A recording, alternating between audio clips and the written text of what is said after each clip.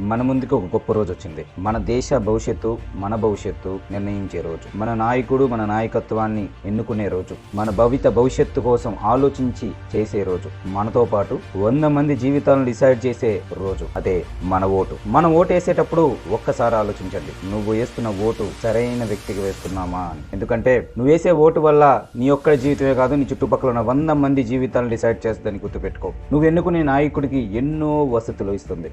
నువ్వు అసమర్థుని ఎన్నుకోవటం మూలంగా ఒక ఐపీఎస్ ఐఏఎస్ అధికారిని శాసించే హక్కు కూడా వాళ్ళకి కల్పిస్తున్నావని గుర్తుపెట్టుకో.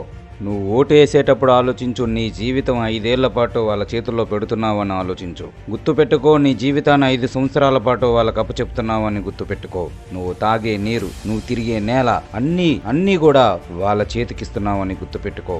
ఎవరైతే ఇవన్నీ సమర్థంగా న్యాయబద్ధంగా నిలబెట్టుకుని ప్రజలకే చెందాలని ఎవరైతే ఆలోచిస్తారో వాళ్ళకి ఓటేయాలని మాత్రమే గుర్తుపెట్టుకో.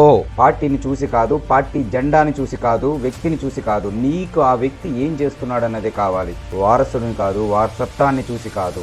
మా ఓడు, మా కులం, మా మతం, మనవాడు ఇవి కావు చూడాల్సింది. గుర్తుపెట్టుకో. సమర్థమైన నాయకత్వాన్ని చూసి ఓటు వేయి. నీ కోసం ఉంటాడా, నీకు ని చేస్తాడా, సరైన నాయకుడా కాదా ఒక్కసారి ఆలోచించి ఓటేయి.